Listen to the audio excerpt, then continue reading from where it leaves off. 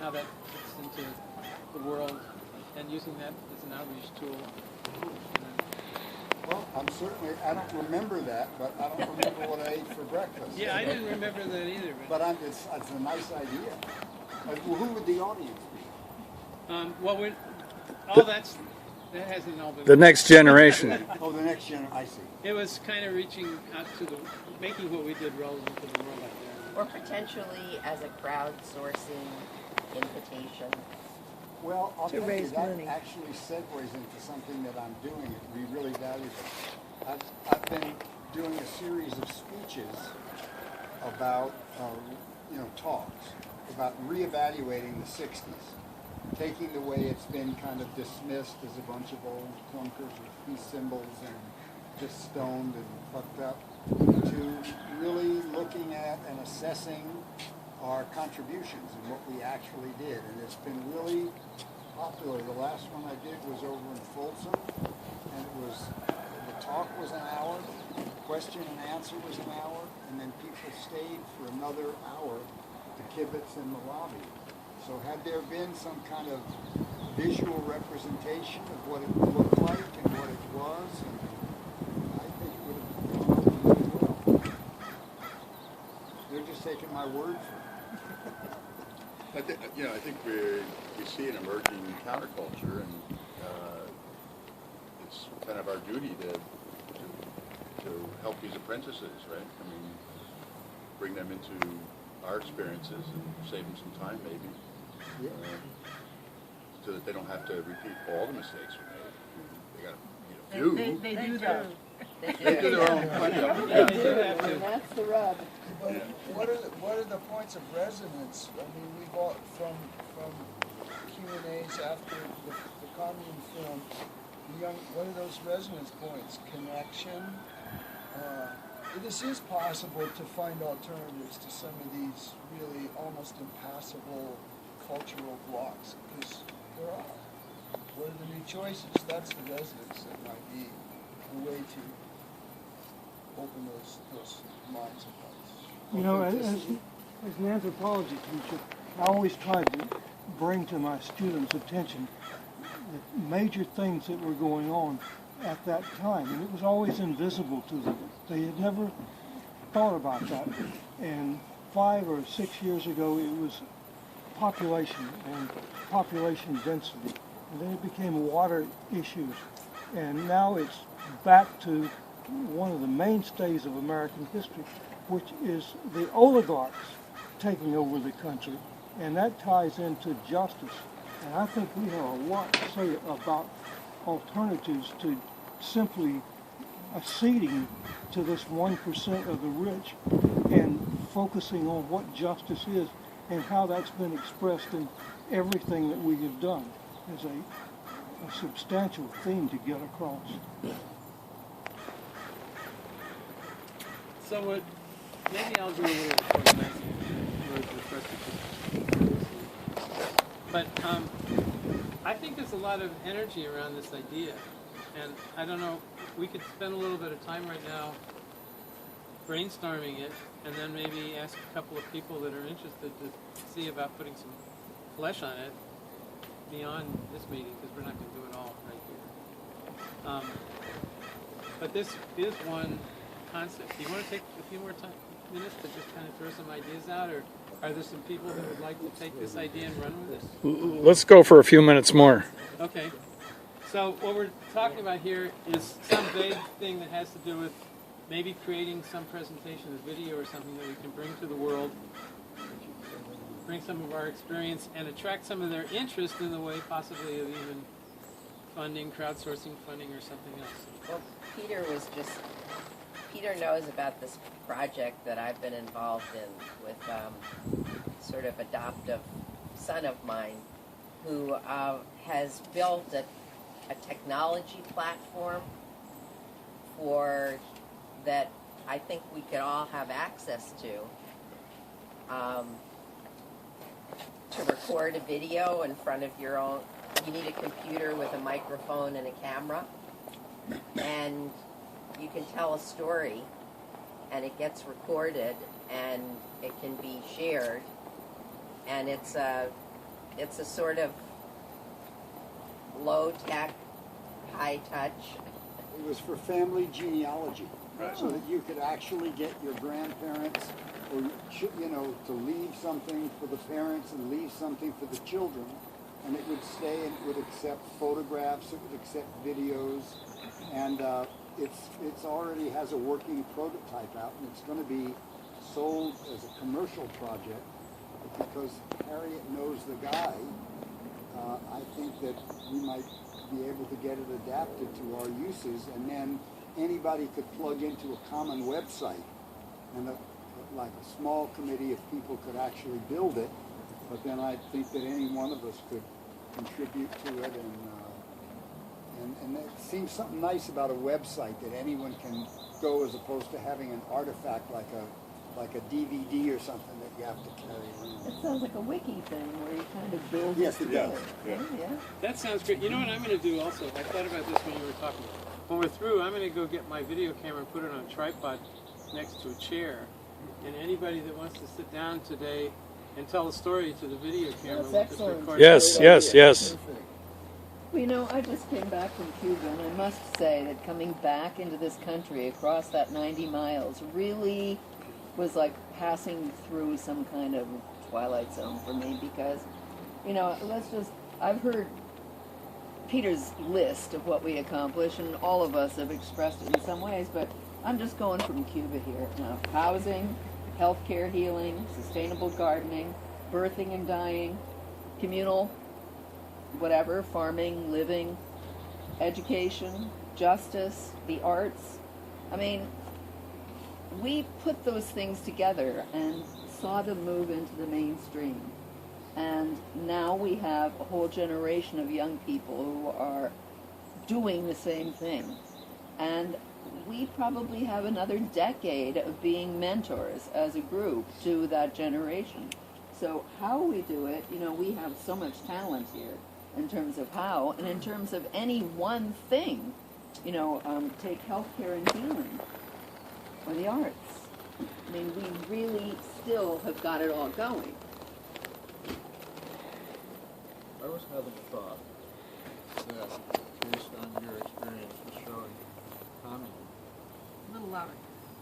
based on Cannoli and Other people's. other people's experience recently of showing communism to a group of young people, I presume, right?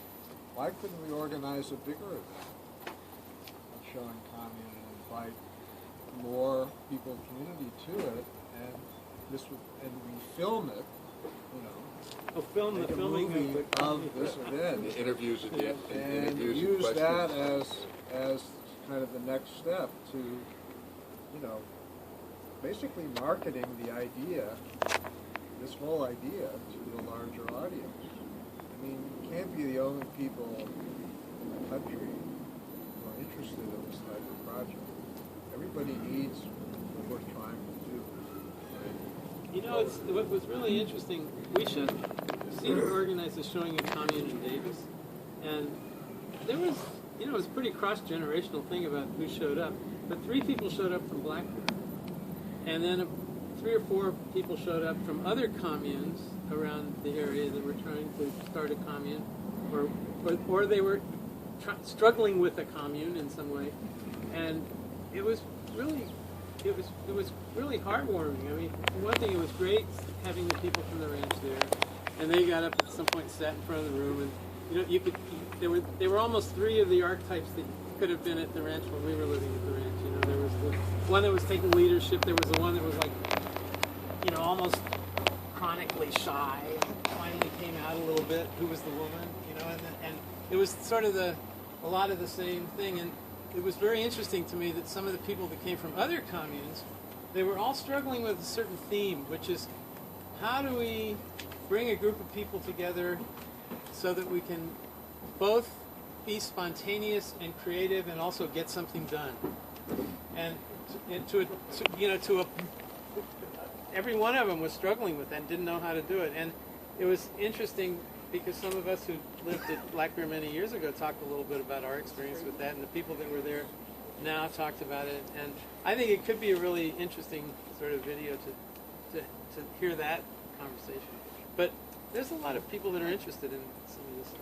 I already have up on YouTube and the longer version on DVD of a digital story that I did using Johnny Jeff's photos primarily, and the Ken Burns effect to make it filmic.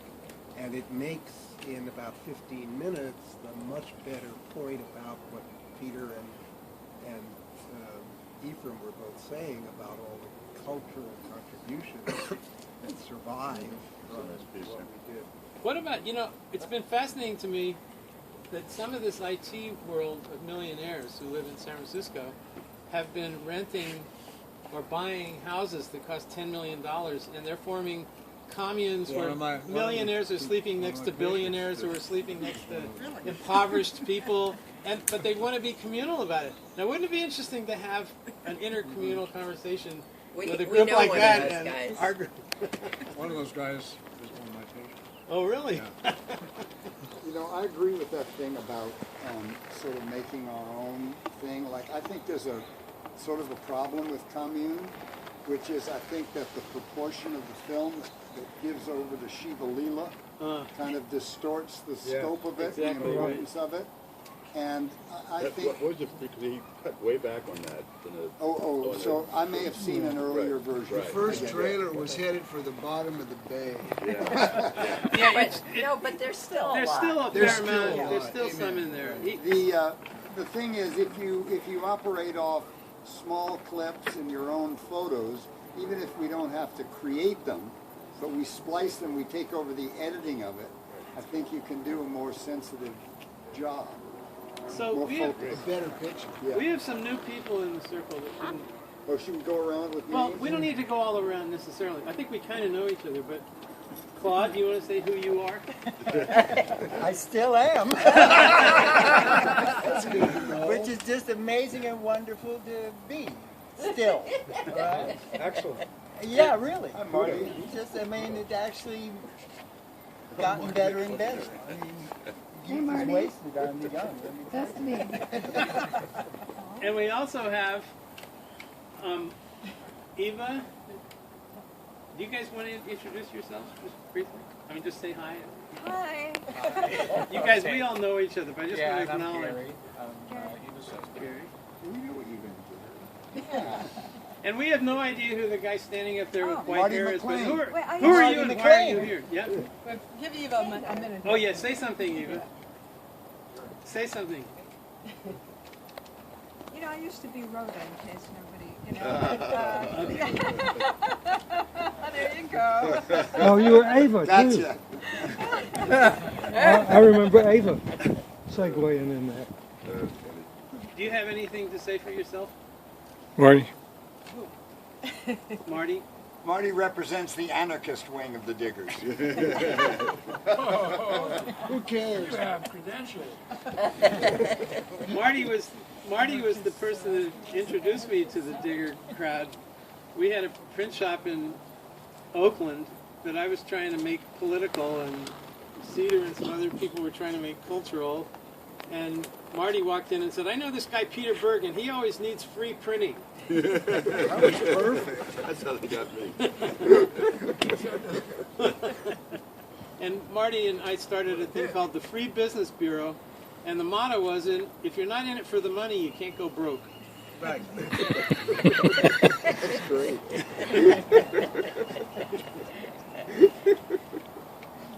Well, it's really So- interesting. These, I'm live the closest to Black Bear Ranch, about 13 miles away, and I don't even get there that often, a couple times a year, but I'm seeing the waves of the tapestry that we started continuing, and it's about reinventing the wheel. Well, some of them, do want to reinvent the wheel.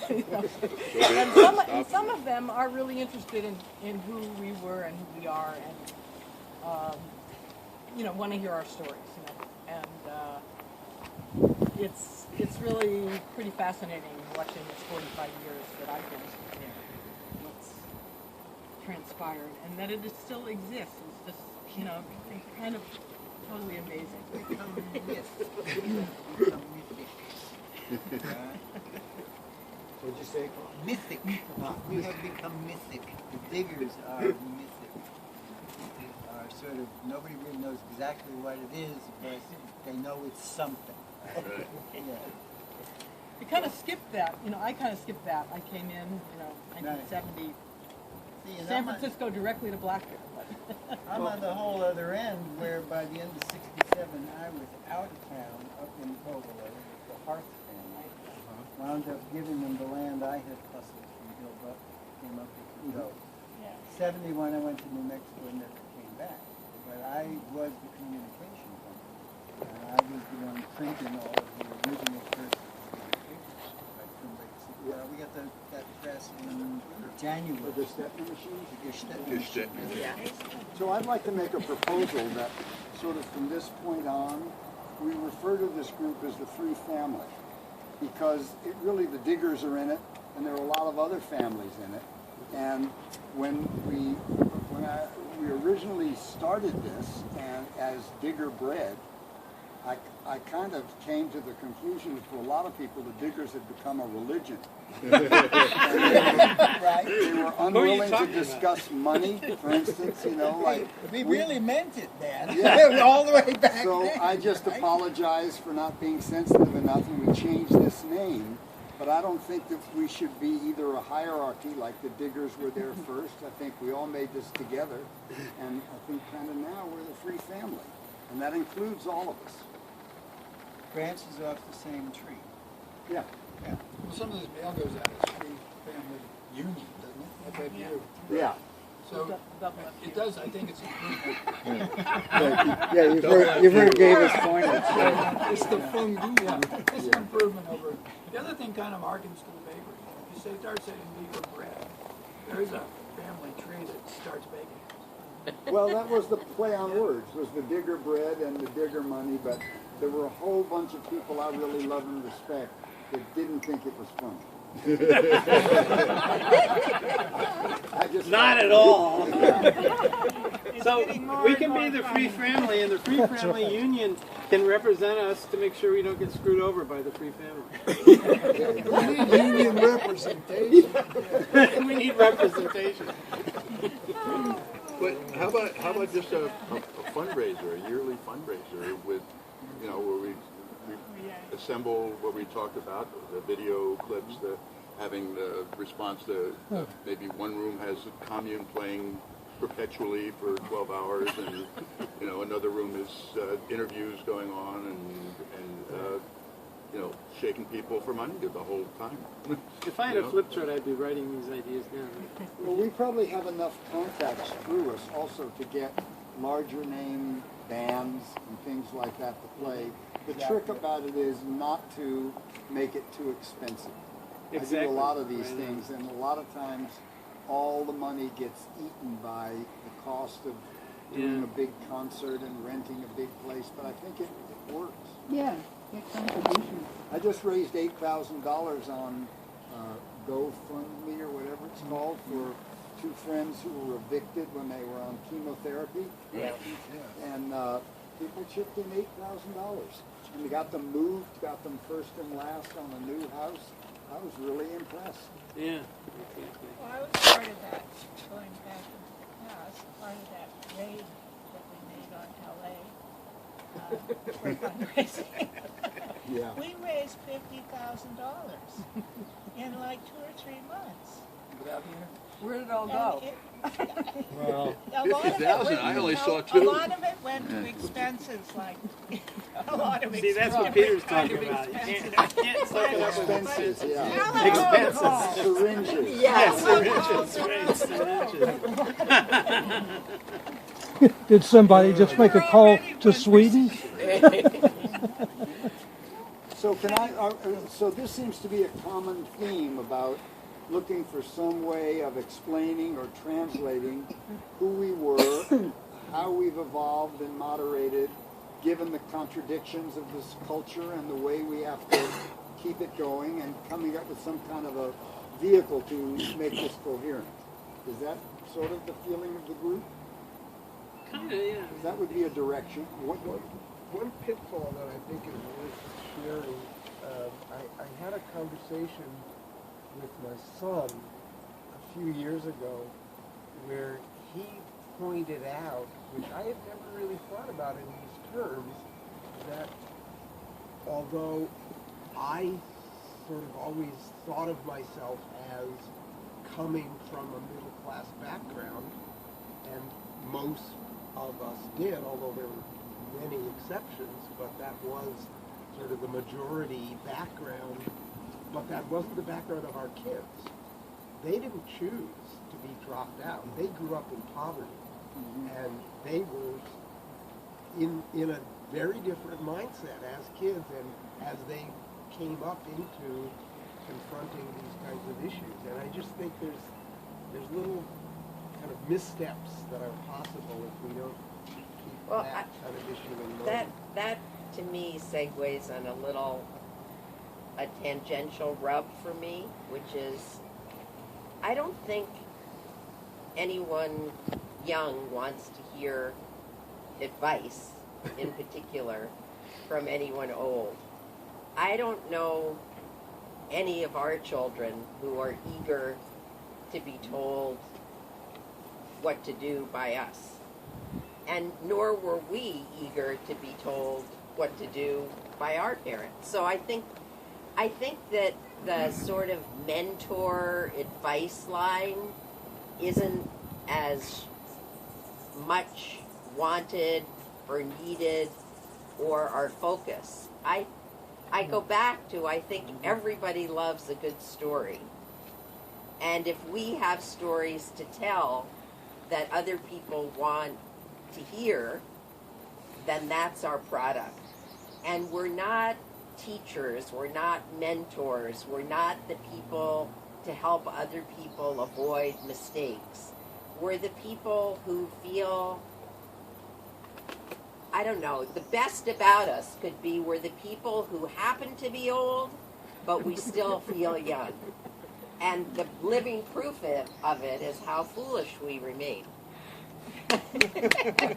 So, what we're doing here, if you'll notice, is that we're morphing into this conversation about reaching out to the next generation from the conversation about means, and it feels very natural and it makes sense. And maybe we can just let this conversation move in that way a little bit, and then we can move on to another topic too. I do want to point out, though, there were some other ideas about means that we might want to acknowledge or say something about. You had one, and I think maybe Destiny has some ideas, and I think Peter kind of summarized this one piece, this one idea that Ephraim introduced, and I think there's a lot of interest in that, and we can figure out how to move forward on that. What are some of the other ideas about means? Did you want to say something more about yours? Well, I think we just threw this idea out in which we talked about the feasibility of having a product. And since I like to farm and like to grow things, and I wanted to do something that was more permaculture and more sustainable, I thought about letting hemp grow wild, because it is it's a great biodiesel, and it makes a great rope, hemp rope, and it makes wonderful clothing and paper. And so it's just starting out right now, and I thought here in Northern California is a place where we could possibly start throwing out seeds, which I'd like to do right away, and not being attached to it. We're not going to be attached to it, and just see if it takes over like the Russian thistle. But how do you see that becoming a product? No, it is a product. Hemp is a product. They're not taking CBD out of hemp. Yeah. Well, it depends what species it is. Yeah.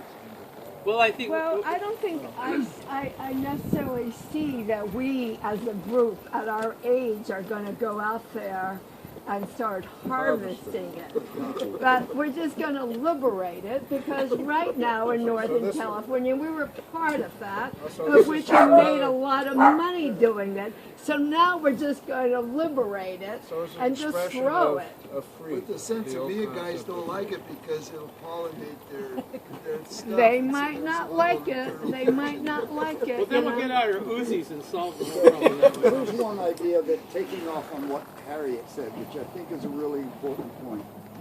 There's a real difference between assuming that you're a mentor and a teacher and just fossilizing yourself in a diorama of old hippies in the museum, and just trying to make a graphic, good-humored, honest representation of what we did.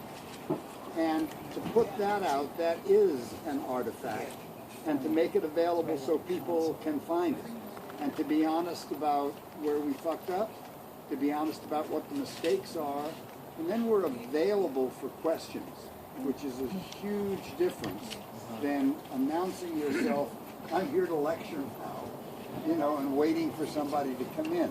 So however we think to do it, I'd like to do it in that spirit, because none of us are really very stuffy, and I'm facing this even in my Zen practice. I'm not going to be a Roshi. I'm just going to call myself a Dharma friend. So you want to talk about spiritual stuff? I'm going to be your friend, and stay on the horizontal. And there's a hierarchy to mentor and all of that I think we might do well to stay out of. I think it's more important for us to talk about who we are now rather than what happened then. And what happened then is just incidental to who we are now. Is just and what to who? Incidental. Well, you don't think it's a continuum that's useful? I'd like to emphasize the present rather than what we did then, or say, you know, we did the free bakery and you know, and we fed thousands of people in Golden Gate Park. I don't think we need to tell that story. I think for me what's more interesting today is who we are now and what we are doing now. And I really, really like to keep that. And the other point that I thought after I heard what Harriet said, which I think is brilliant, is that I personally need somebody ask me questions before I can tell my story. You know, I mean, I'm just that kind of gal, so I need a little help to get my story out. We do this thing at the beginning of a lot of large group things that I lead, which comes out of something sort of called appreciative inquiry. But we essentially get people in pairs, and we have one person listen and the other tell their story. And the focus is kind of on what is some experience that you've had related to the topic that we're taking up today that was just a huge success. Like what is some experience you've had that really inspired you, that achieved something that was really meaningful to you? And then we just have one person sit there and listen, and the other person tells their story, and then we switch off. And it's really powerful being able to say that. And I think what's powerful for everybody is realizing that we've all been successful at what we've tried to do in various ways, and we often forget to stop and think about that. Or we don't use, and that's where some of our powerful resources are. Our society is so oriented towards what's the problem and how do we solve it. And one of the things that some of my mentors have, I documented in studies is that when you talk about problem solving, people's attention goes away really fast. But when you talk about how do we create in our lives things we really want to create, that you can keep people talking about that for days sometimes. So just where we are here, this is a great conversation. We can go on with it. There's things we wanted to talk about. We've been talking about this, reaching out to the next generation, and there's been some good ideas here. We could get more explicit about it, or we could just hold it like that. Another thing we wanted to talk about was how do we more practically expand our group? I mean, do we need, adding names to the listserv? I think you spoke a lot, which inspired me, about how do we talk to our kids and our grandkids. I mean, like, I have some grandkids that are not coming to this party, and one of the reasons is that they didn't have such a great experience with us back in the 60s. And it makes them nervous to be around us. But there's, we share stuff in common with them, and they may be the ones that are taking care of me when I'm 80 or something like that. So, it's like... I hope that you took good care of that. Well, we're working really hard on getting those relationships. But at any rate, there's I some think of that. that our kids are interested in meeting each other and talking with each other about their experiences. That, I think, is something that I hear. Yeah, I mean, after the commune and the books that we put together, Blackbeard, they're the ones who I want to hear their story. Yeah. And to engage them, and some of them are incredible writers and Right. storytellers and have a different perspective. I think we could actually go ahead and interview them. Yeah.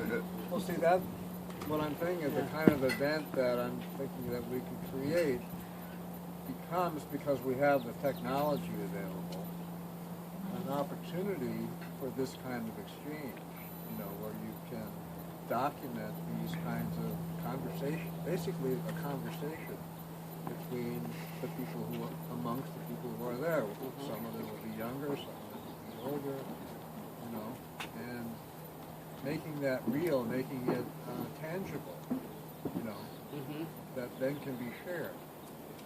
So there's just to kind of condense this a little bit, there's a few things that have been brought up here. One is this idea of a video or some kind of a medium for reaching out beyond here. And the other, which is kind of connected with that, which has been brought up a couple times now, is some kind of an annual event where we might be able to do a lot of things, which would incorporate that video, plus listening to other people, and kind of a living wiki where anybody can add their own link in the room itself, not just on the internet. So I'm just going to document those as two of the ideas we've had.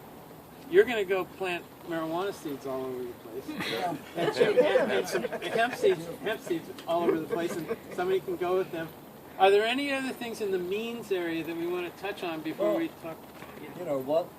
What is the mechanism that we could use that we already have available to connect with the younger people who are our relationships?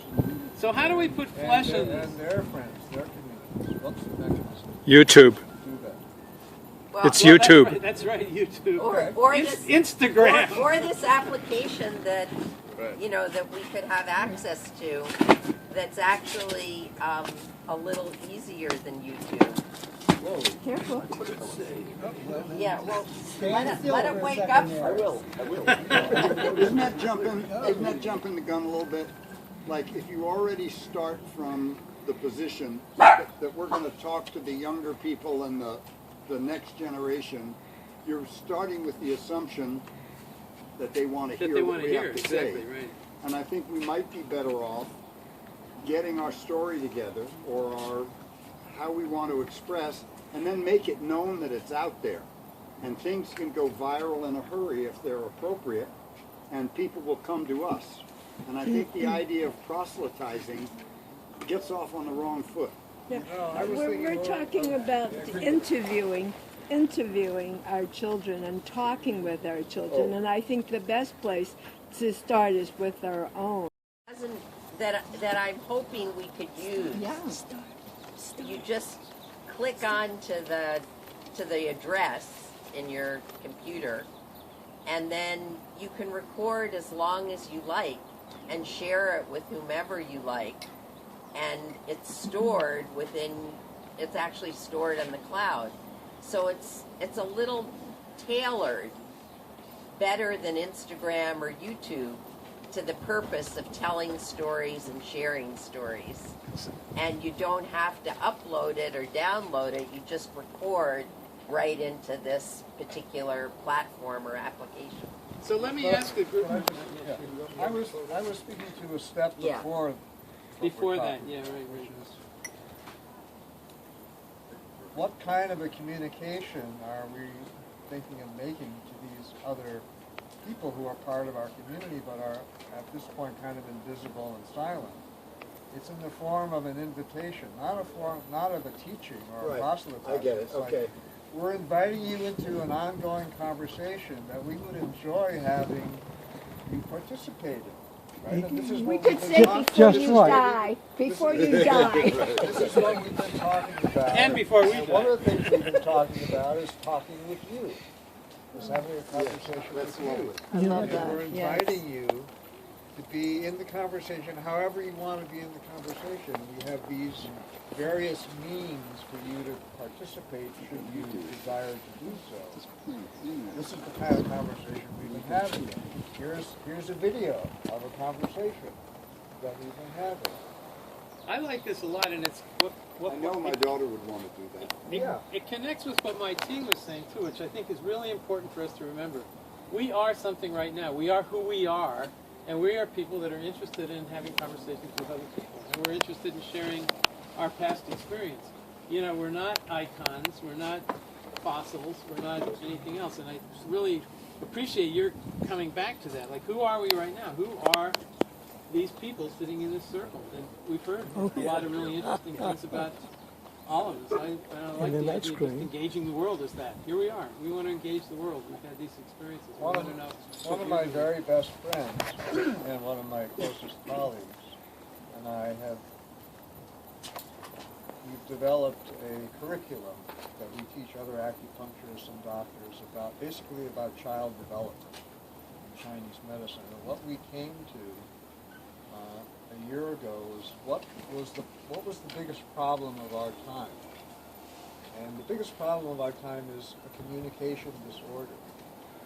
Because our time is all about sharing information, but there's no conversation, right?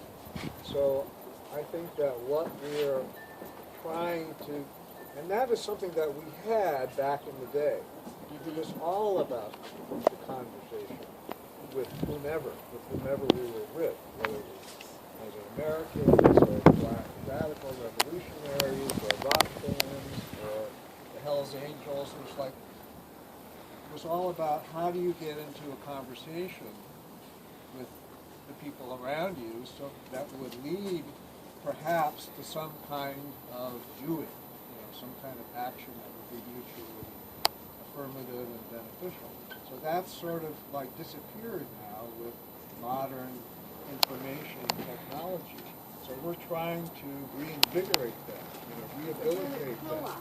We're going to co-opt it and utilize it as a way of communicating. So we're trying to, make that happen, a conversation. Let's have a conversation. I'd like to take a sideways step from both the technology and talking with the children as a first thing to do.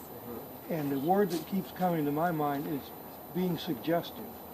So that avoids the misplaced problem of being inappropriately teachy, which turns people off and distances them. But if we deal in that, going back to the idea of stories as little knots of relevance again, it is going to draw people in as being intrinsically interesting, and it will ring bells in their minds of things that they can see are needs in their lives. If we employ that indirect and suggestive approach in whatever we do, it's going to take us a long way, I believe. I got a cup at Chipotle restaurant the other day, and it had a little story on it. Jonathan, what's the name of the author that wrote that thing on it? Barbara Kingsolver. They had a thing that she'd written. It was printed on a cup that I got like iced tea in from Chipotle restaurant, and she said exactly what Ephraim just said, and it was on this cup in a Chipotle restaurant, and it was about how we've lost this direct connection with each other. We've lost this capacity for having conversations one-on-one with each other. And every night he talks to that cup. Keep going back to Chipotle. I can think of two things that correspond to that. One is the anonymity of the internet, which allows people to be rude and mean and never take responsibility for it. So even though the Diggers began in anonymity, I think that that's something we should never employed, and I forgot what the other one. Our daughters, our children, I mean, how to get them, that we're not, asking them, and we're inviting them. I like that. But then I think they need to do it with each other. Yes. And as I felt with the film, The Commune, and there's so many writers, there's so many talented people that they need to get excited about the possibilities of their story and how it, it all weaves together with our story and the whole. That's what happened in Davis, is that the people from Black Bear Ranch had a chance to talk to people that were at other current, contemporary Precisely. communes Precisely. who never would have met each other if we hadn't shown that movie. Well, the way to multiply that is to take Abdul's idea and to come up with something like a 15 or 20 minute DVD that could be reproduced really cheaply, and start by sending it to our kids and invite them to have some people over to look at and start a conversation. They could be critical of what we did. They could try to refine it. I know I've been looking for land up in Sebastopol, and so many people have asked me, well, is there space for more houses, and how would you do it again? And I know how I would make a commune today, and almost everybody pretty much agrees. Central kitchen, little private houses, the ability to either be private or collective. So it might be nice to have things to jog memory and stories, and then something that we could disperse and use them like in politics when you have a house party for a candidate. Yes. You have a little CD where they wave a flag and kiss a dog. Yeah, house party or a Gathering, in the run-up to this gathering circle, was there a deliberate intention to keep those people from coming? Which people? The ones that were trying to talk to No, they're the mostly generation. far away. Like my kids are all far away. They couldn't come. They could, but there are some that must be closer. But there are many who So how do we manage to leave them out of this? Well, I tried to get people from Black Bear to come, and we're having communication problems because of the internet issues that there's. I don't know if we're interesting enough yet. Speaking for myself, my kids, I'm not sure. So actually, one of our kids, Natasha, said this morning that she would like to be here, and that she wants to know what she has no idea what the Free Family Union We is. didn't plan to leave them out, in other words. No. We don't want them to feel like that they were left out. No. That's someone And that could choosing happen. not They to could come. feel like that, because look how many of us are here. Yeah. And not a one of them. Right. Unless we're some sort of a representation. They might come a little later. So, Yeah. let me. Peter just said that he thinks his daughter would be excited to sit down with him and have a conversation about Whatever it them, was. Whatever, Yeah. right, and their history together, and good point. have it be filmed. And certainly I have two kids who would, love to do that. They would love to be on camera and talk about what it was like growing up with me and everybody else. They'd love it. And I'm sure there are a few others. All we need is to talk about seeds. We need a few seeds like that to plant, and then to share with the rest of these children.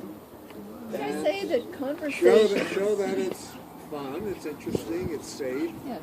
So could I say that conversations that happen on DVD and would inspire conversations is one aspect that I think is important for those of us who are at distance.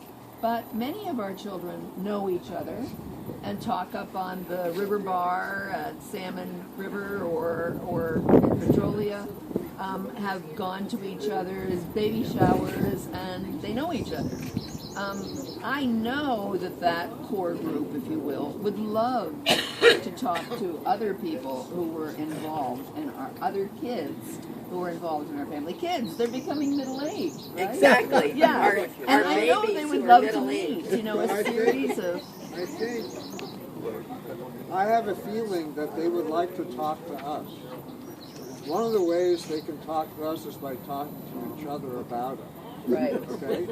And we might be knowing, shocked. knowing that we get to kind of share that, just the way that we have shared our conversations with them, they can share their conversation with us without us being present. I think that's right? brilliant. I So really do. that's one way that we can begin to start this conversation, Right. multi-intergenerational Right. conversation, which I think we need in order to sustain this project that we've initiated. Well, And that will speaking somehow technically, though, sir, resonate with their peers and another younger generation. Because I reflect being a young, being a younger generation, and going to, for example, Elysian Park, the Green Power feed-ins in LA in what, 64? Were you guys part of that? And just being a teenager, and being really inspired by these people that were doing this.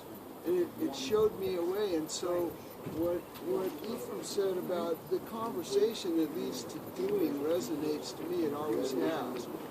The example of your life, Osha, is totally inspiring. It's the doing. The talk ends, and we go out of the door and we do something that contributes. And that's what people want. They need the conversation. I needed to talk to you. I needed to talk to Martine. I needed to talk to Eric.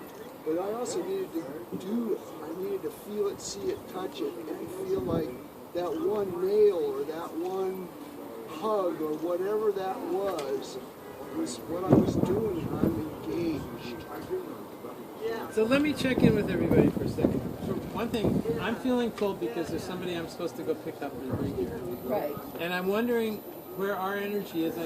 It's dissipated a little. Do we want to, there's a few things, I want to ask a few things. What do we want to do with this conversation? Whether we want to go on with it now or take a break and come back. And what else do we want to do? I mean, we talked about wanting to have a little memorial for our recent passees.